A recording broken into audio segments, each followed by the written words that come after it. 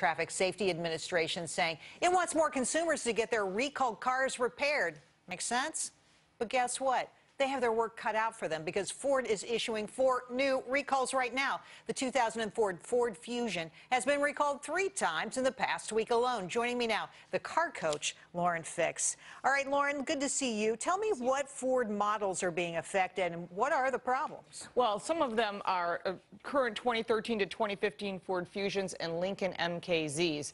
Now, some of them are door latches, other of them are fuel pumps, and in some cases, it's something like a parking light is brighter than it should be based on the regulations by the Department of Transportation. Let me tell you something here. We have to show it in a scroll because there are so many recalls. Oh, I know. You can't put it in one full screen. Tell me what's going on with the Ford Fusion, though.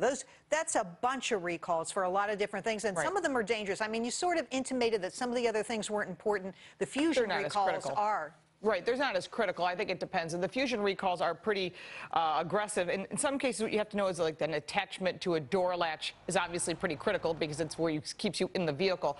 The vehicle itself, it has to do with all the plants. They got a plant in Michigan, one in Ontario, and one in Mexico. So these different plants, and the Fusion is a car that is one of their flagship cars. They sell many of them. Now that's interesting because I was wondering what kind of role that Fusion model plays. Who are they trying to get to buy that? Is that an entry-level buyer that they're hoping graduates to more Ford cars over time? No. Because it's not just the latch, it's also steering, it's also other fuel problems, pump. the fuel pump as well. So these are things that are critical, and now you're telling me the very car you're hoping that first-time buyers will get into is a mess. Yeah, the first-time buyer would most likely be a Fiesta or a Focus. When you're looking at the Lincoln, obviously you're talking about someone who's a little bit more affluent. The Fusion is a mid-range buyer. You're looking at probably your 30s to 45-year-old, and I mean, if you're talking about like demographics-wise. But the vehicle itself is a very popular vehicle. It's as popular as a Taurus.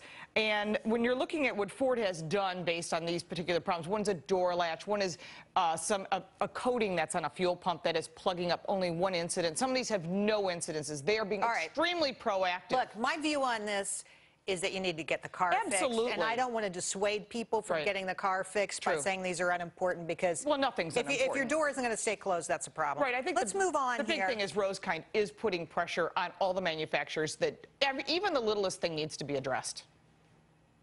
Okay, so let's move on to that, to NHTSA, the National Highway Safety Traffic Administration.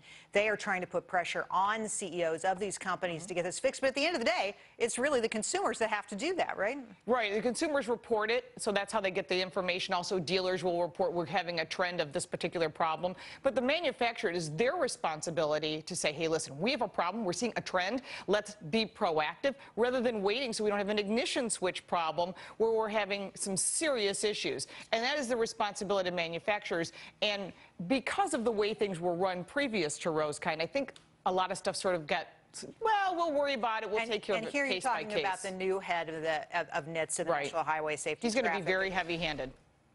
National Highway Safety Traffic Administration. All right.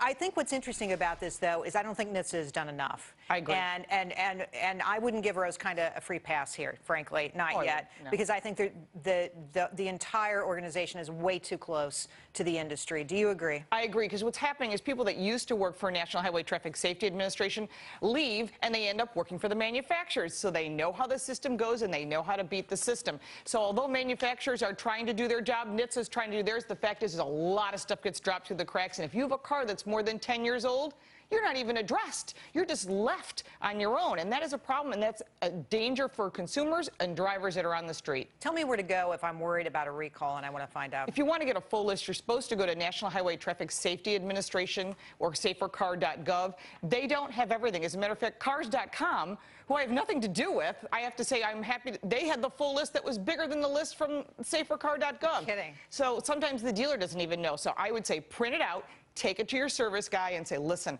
this car's under recall. I want to get it fixed now. Don't waste your time on the street by just saying, I'll get to it. And if they don't have the part, ask for a loaner. Absolutely. Okay. Lauren, thank you. Thank you. And now we want to know what you think. Here's our question tonight. Has your car been recalled in the past 12 months? Have you even thought about it? Have you gotten a letter? Let us know. Log on to jerrywillis.com and vote. I'll share the results.